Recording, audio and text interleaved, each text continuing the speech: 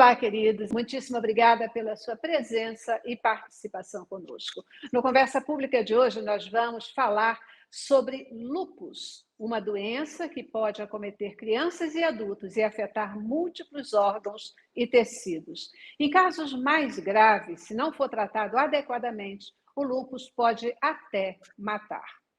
No Brasil, a gente não dispõe de muitas estatísticas sobre o lúpus e as pessoas, a quantidade de pessoas acometidas por ele.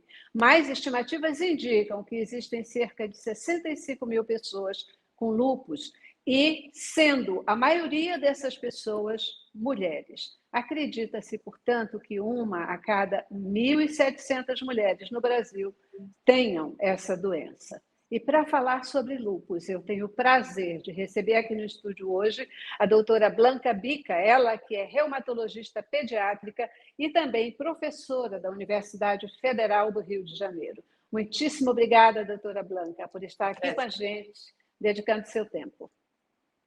Boa tarde, como vão? Sejam todos bem-vindos. É sempre bom falar sobre essa doença, que muitas vezes é desconhecida, né, por alguns profissionais de saúde têm dificuldade de reconhecer, então é sempre bom um esclarecimento e eu estou muito feliz de estar aqui. Obrigada pelo convite. É muito bom tê-la conosco. O que é exatamente o lúpus, doutora Blanca? A gente pode começar falando de por que se chama lúpus, né? Então, na verdade, essa denominação é uma denominação muito antiga, desde a época em que não se tinha nem testes laboratoriais para fazer o diagnóstico. O diagnóstico era basicamente clínico, através das alterações cutâneas, né? Principalmente na face que os pacientes apresentavam. E hoje em dia nós sabemos que apenas 30% dos pacientes apresentam essas alterações cutâneas, e isso é principalmente uma lesão vermelha nessa região, que nós chamamos a região malar, que é sobre o nariz e essa região logo abaixo dos olhos, ou seja, a região onde tem o osso malar, é uma lesão vermelha. E a lesão que nós chamamos também em asa de borboleta, porque parecem, né, duas asinhas de borboleta, ela está presente nos lobos. Não é, às vezes, vermelha, ela pode ser hipercrômica, mais marronzinha e tal, mas é uma lesão que lembra a lesão que os lobos apresentam. E aí, por isso, lupus, em latim, né, significa lobo, e aí, a partir daí, desde a descrição da doença, foi, então, chamado de lupus. Uma vez dito isso, de onde surgiu, né, mas o que é essa doença? Né? É uma doença provocada por quê? Na verdade, é uma doença que ela é uma desorganização do nosso sistema imunológico. O nosso sistema, que nós chamamos imunológico, ele serve para nos defender das agressões, né? Micróbios, vírus, bactérias, parasitas que agridem ao nosso organismo. Então, o nosso sistema imune é um conjunto de células e estruturas que estão apropriadas para que reconheçam esse agente agressor e promovam a produção de anticorpos, né, das nossas defesas, de maneira para a gente agredir quem está entrando no seu organismo de maneira intrusa, vamos dizer assim. No lúpus, não existe um agressor conhecido. Na verdade, existe uma desorganização em que agentes externos, principalmente, provocam um reconhecimento inadequado, né, dessas estruturas, e aí nós podemos falar, não existe um micróbio, pode ser uma radiação solar, né, pessoas que têm lúpus que são sensíveis à radiação solar, à luz ultravioleta, que não precisa ser o sol, pode ser até uma lâmpada ultravioleta, elas podem ter como gatilho provocar a doença, né? Então, são várias situações, desde fatores hormonais, e aí vou chamar a atenção porque você chamou a atenção, que a grande maioria é mulher, então o fator hormonal dos hormônios femininos, eles são muito importantes também para o surgimento do lúpus. Você vai me perguntar, não tem lúpus em homem? Tem sim, mas é muito menos frequente. No adulto, são 9 mulheres para cada homem. E na infância, a gente já tem uma percentagem menor. Então, é nesse sentido de que você passa a não reconhecer estruturas que são suas e começa a ter os sintomas de dores nas juntas, alterações na pele, por conta dessa desregulação do nosso sistema imune. Ela pode afetar crianças, adultos, homens, mulheres, né? Pode E aí, afetar como até bebês, né? Existe até uma condição bebês. que nós chamamos de lúpus neonatal, em que a mãe portadora de lúpus ou não, porque ela pode ter apenas os anticorpos, ter apenas a alteração no sangue, sem nem saber que tem doença, e pode transmitir esses anticorpos para o bebê, e o bebê, a partir de 2 ou a 4 semanas de nascimento, quando começa a tomar sol, pode apresentar uma síndrome chamada lúpus neonatal.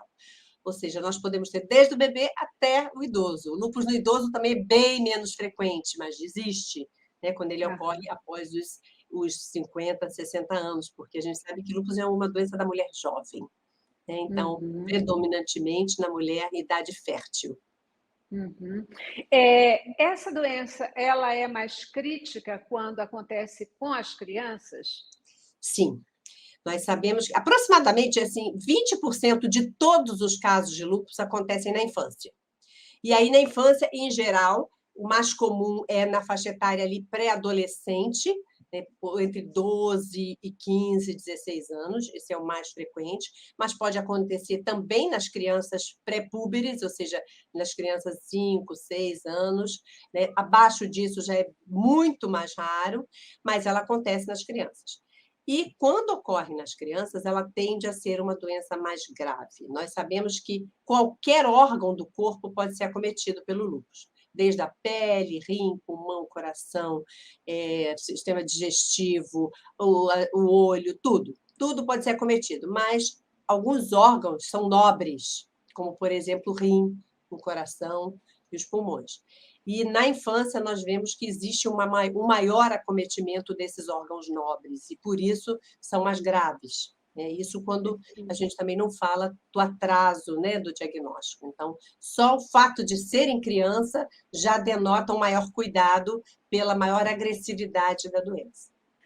Hoje aqui a gente está conversando sobre o lúpus, né? Temos o prazer de receber a doutora Blanca Bica para falar sobre esse tema. Ela, que é reumatologista pediátrica, também é professora da Universidade Federal do Rio de Janeiro e membro da Sociedade de Reumatologia do Rio de Janeiro, trazendo, portanto, opiniões e informações absolutamente abalizadas, né? Para que nós possamos nos pautar sobre elas. Doutora Blanca, como é que a gente pode, né, numa doença tão diversificada, como é que a gente pode realmente perceber ou identificar ou suspeitar que uma criança ou um adulto está com lúpus? Certo. Como você mesmo já disse, o lúpus pode se apresentar de diversas formas.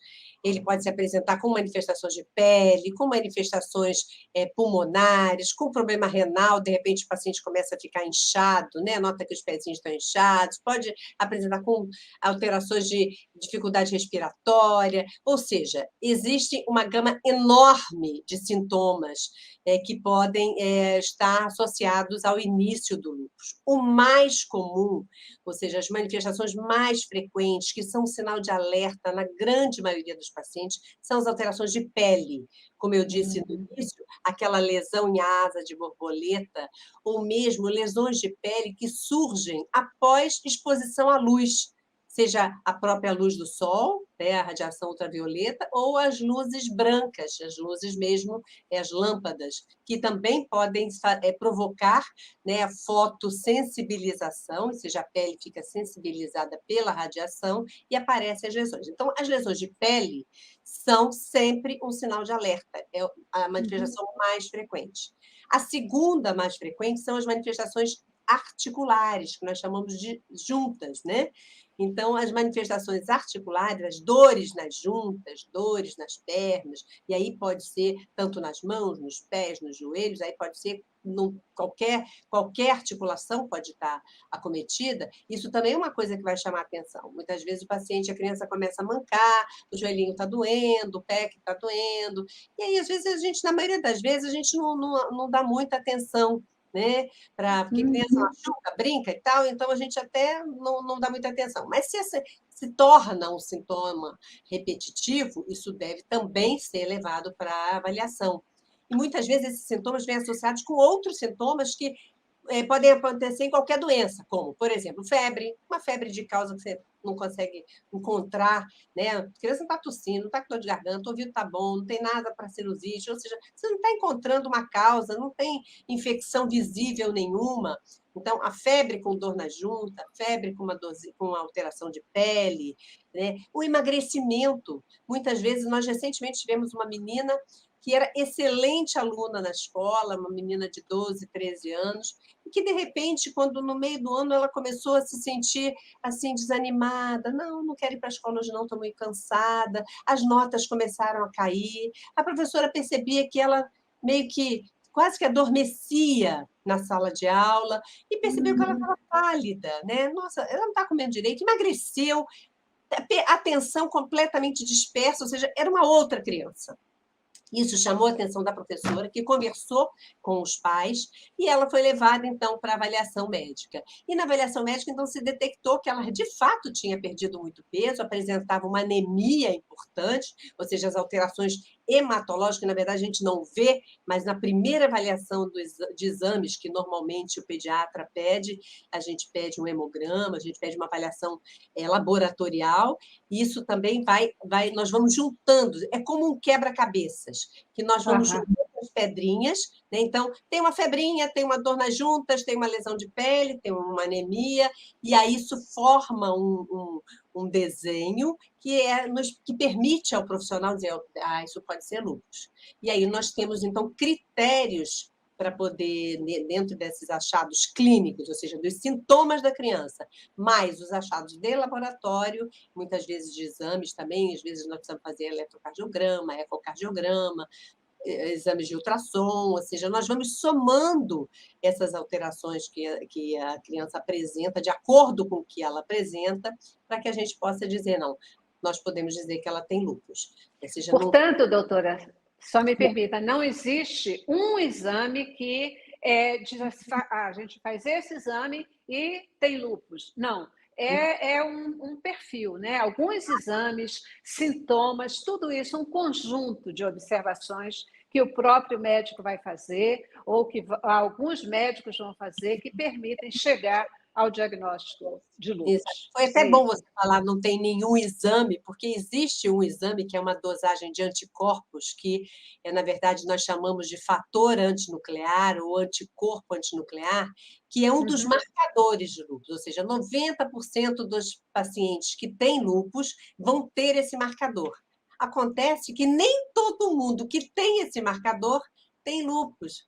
Então, muitas vezes nós recebemos, fez um exame de sangue para um check-up qualquer, e aí, veio um anticorpo positivo, está com lúpus, e não tem mais sintoma nenhum de lúpus. Então, assim, são exames, não existem exatamente exames que são. Se tem, é. Se não tem, não é. Não existe isso. Na verdade, você pode estar presente esse marcador, que nós chamamos de FAM, mas ele está presente em outras doenças. Ele está presente em pacientes com psoríase, que é uma outra doença de pele, está presente em pacientes que têm problema de tireoide, né, que é a tireoidite. Então, tudo deve ser julgado caso a caso, ou seja, o que a criança apresenta de sintoma, mais o laboratório, porque senão nós podemos também fazer um super diagnóstico, né? Que você está diagnosticando uma coisa que a criança não tem. Na verdade, foi uma dor articular qualquer, uma virose, fez um quadro de dor, né? Sabemos que as viroses, né? Quantos de nós já não tivemos aquela dor no corpo, né? Com uma virose, e aí faz o exame, deu positivo, pronto, rotula. E aí é grave, porque o tratamento não é um tratamento de uma semana, né? Então, já entramos no outro patamar aí de necessidade, né, de acompanhamento e de tratamento. Conversamos com a doutora Blanca Bica, ela que é reumatologista pediátrica e professora da Universidade Federal do Rio de Janeiro. Como é o tratamento de lúpus? E lúpus tem cura? Eu já coloco as duas perguntas juntas para a gente avançar aqui. Essa é a pergunta que todos fazem, né? Quando você dá o diagnóstico, meu filho tem lúpus, ele vai ficar curado? né? Na verdade, como nós dissemos, assim, o aparecimento do lúpus depende de uma série de fatores. Então, nós sabemos, ele é hereditário, né? Se eu tenho lúpus, meu filho vai ter lúpus? Não é. Mas, na verdade, nós sabemos que existe um agrupamento familiar. Então, quando você tem um paciente que tem lúpus, a chance de outros membros da família terem, não necessariamente imediatos, mas, assim, frequentemente um paciente tem, uma tia tinha, a avó tinha, ou alguma outra doença correlata. Então, embora não exista uma hereditariedade, existe um padrão de herança genética que pode passar pulando gerações até. Então, nós sabemos, esse é um fator importante, né? Você ter uma história familiar de doença autoimune, no caso do lúpus, na família. O segundo são esses fatores externos que nós falamos, né? Sabe que alguns remédios também podem provocar lúpus. Nós temos lúpus induzido por medicamentos também. E muitas vezes você induz as manifestações de lúpus e depois que você tira o medicamento, é possível reverter totalmente e não continuar pela vida toda com lúpus? Sim, é possível, mas em alguns casos ele vai perpetuar e a pessoa vai se tornar uma portadora de lúpus. Como nós não sabemos a causa, ou seja, o que provocou em cada um dos pacientes o aparecimento da doença, nós não podemos dizer que o lúpus é curável, porque a gente fala em cura quando eu tenho uma pneumonia, que eu tenho um micróbio, que o meu antibiótico age diretamente sobre o micróbio e eu mato aquele agente. No caso do lúpus, eu controlo o quadro inflamatório. O que o lúpus faz é um quadro de inflamação generalizado, ou seja, onde houver, se for na articulação, na pele, no rim, no pulmão, etc. Então, eu controlo esse quadro inflamatório com os medicamentos que hoje nós temos medicamentos extremamente poderosos e extremamente eficazes para tratar o lúpus, né? Na década de 50, quando ainda não existia o uso da cortisona, né, que a gente é conhecida aí pela maioria das pessoas, essa denominação, mais ou menos 50% dos pacientes com lúpus morriam em 2 anos. Mostrando que a inflamação é uma doença muito grave, né? A partir da década de 50, quando começou já a se usar cortisona, mudou completamente a evolução desses pacientes. Hoje em dia, nós temos pacientes com sobrevida acima de 80% em 10 anos de doença, ou seja, os pacientes, se forem adequadamente tratados e seguirem o seu tratamento, você tem uma vida absolutamente normal. Então, embora a gente não possa garantir a cura, nós chamamos de o nosso alvo é a remissão. O que quer dizer isso? A gente vai fazer a doença dormir. Nós vamos fazer ficar quietinha e, muitas vezes, utilizando um medicamento só, porque no início você pode precisar vários, você precisa de medicamentos que nós chamamos da classe dos imunossupressores. Por quê? Porque nós temos anticorpos contra nós. Então, estamos nos agredindo, né, por essa desorganização imune que nós falamos no início. Então, a medicação vai impedir que nós produzamos esses anticorpos que fazem a inflamação. Então, vai haver uma redução dessa produção e aí a gente controla a doença. Tem uma pergunta que fica, né? Se a mulher que tem lúpus, se ela pode engravidar, se não tem problema nenhum. A mulher pode engravidar, sim, né? Mas o ideal é que ela esteja com a doença controlada. Por quê? Porque se houver a doença estiver ativa, ou seja, a inflamação estiver ativa, já existe, aí sim a mulher e o bebê podem correr riscos. Que riscos, né? Riscos de um abortamento, riscos de um nascimento prematuro, de uma pré-eclâmpsia, né? de um crescimento intrauterino do bebê retardado, então o bebezinho não vai nascer com peso normal. Então, a doença em atividade acarreta riscos tanto para a mãe quanto para o bebê. Mas dizer, como ainda hoje a gente escuta, se você tem lúpus, você está fadado a não poder engravidar, não pode fazer nada, não pode isso, não pode... A única coisa que nós geralmente costumamos orientar os pacientes é essa questão do sol. né, que é uma questão que realmente pode ativar a doença, a radiação ultravioleta, mas também não são todos os pacientes. Então, o seu médico que está acompanhando, ele vai saber lhe dizer, olha, claro que o sol, a gente sabe que o sol entre 11 horas da manhã e 2 da tarde é o pior sol que existe, os dermatologistas são os primeiros a condenar esse tipo de exposição, né, até pelo risco de câncer de pele. Mas, especificamente, o lúpus, às vezes, ele pode, de fato, promover a ativação da doença no paciente que vinha bem. O paciente estava controlado, e aí a simples exposição pode fazer a doença reativar. Existem pacientes mais sensíveis e pacientes menos sensíveis. Então, alguns pacientes, nós costumamos dizer, de cada 3, 1 é fotossensível, ou seja, se ele se expuser a uma radiação por um tempo um pouco maior e sem proteção, efetivamente ele vai ter dano. Outros pacientes são menos sensíveis. Então, qual é a orientação que nós damos? Primeiro, filtro solar é para todo mundo. Aliás, nós mesmos deveríamos usar, né? Todos nós deveríamos usar, né? Com esse nível de radiação que nós temos hoje, né? Com camada de ozônio prejudicada, com todas as questões, né, ambientais que nós vivemos hoje. Mas o paciente com lúpus, ele deve acordar de manhã e já usar o filtro solar. Então, isso tem que fazer parte da pré-maquiagem. Primeira coisa é o filtro solar. Segundo, se ele vai caminhar no sol, porque ele tem que ir até o ponto do ônibus para poder pegar o ônibus e tal, filtro solar em áreas expostas, não é só no rosto. Braços, se for perna, áreas expostas de maneira geral. Se puder colocar um bonezinho, um chapeuzinho V e tal, vale a pena, se o paciente é muito fotossensível. E, obviamente, que a praia, eu costumo dizer, o melhor é um banho de lua do que o banho de sol. Né? Perfeito. É uma situação que pode promover a piora da doença e mesmo deflagrar um quadro que está quietinho.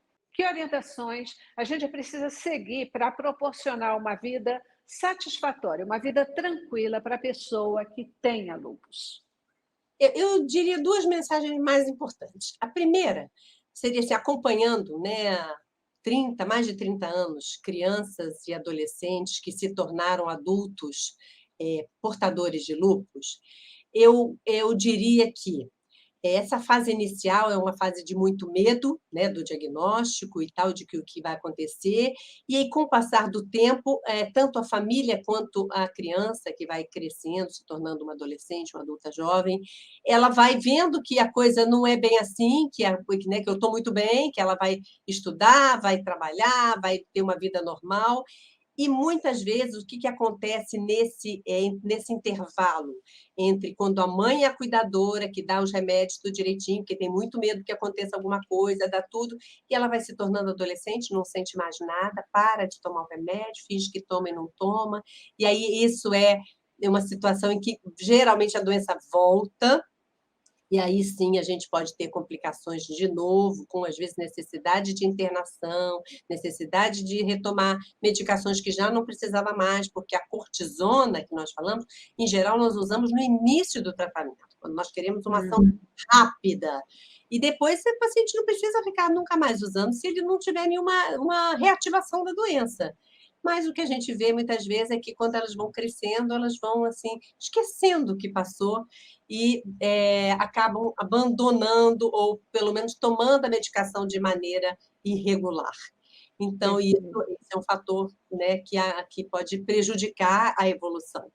Então, eu diria, na fase inicial do diagnóstico, exatamente, buscar a atenção em locais que estão habituados a tratar esse tipo de doença. Realmente, nós, aqui no Rio de Janeiro, e na maioria dos estados brasileiros, nós temos serviços de reumatologia que recebem pacientes de todas as idades, né? Mesmo os reumatos de adulto, eles são capazes de reconhecer e ajudar no tratamento da criança, e aí o pediatra, se não houver o especialista reumatologista pediátrico, vai ter o pediatra que vai poder ajudar nas questões, porque as vacinas devem ser mantidas, né? Todo o que envolve o crescimento e desenvolvimento da criança deve seguir, a despeito do lúpus. Ela tem que continuar fazendo as coisas, tem que, né, continuar vivendo a sua vida, brincando, indo para as festinhas, o parque e tal, e seguir o seu tratamento também. Então, vida normal. Vida normal, no diagnóstico. E na fase mais tardia, não abandone o tratamento, né? Não esqueça quão importante foi entrar em remissão, né? E ficar com a doença controlada e evitar danos, né? Porque os danos da doença podem trazer prejuízo, e como você mesmo chamou atenção no início, muitas vezes é uma ativação tão grave que pode levar a um óbito que seria totalmente desnecessário e prevenível caso a pessoa seguisse adequadamente o tratamento. É isso aí. Esse é um ponto de atenção muito importante, porque, via de regra, quando a gente não está se sentindo bem, a gente toma remédio. Começou a se sentir bem, para de tomar, esquece, deixa para lá, acha que tudo já passou, e aí nós mesmos somos os causadores de uma piora, né, e de uma qualidade de vida inadequada. Queridos, eu conversei aqui com a doutora Blanca Bica, ela que é reumatologista pediátrica, também professora da Universidade Federal do Rio de Janeiro e membro da Sociedade de Reumatologia do Rio de Janeiro, trazendo informações preciosas aqui para a gente. Muitíssimo obrigada pela sua presença conosco, Eu doutora. que agradeço. Boa tarde a todos. Muito obrigada pela atenção. Isso aí. Obrigada a você também que participou conosco. Até a próxima.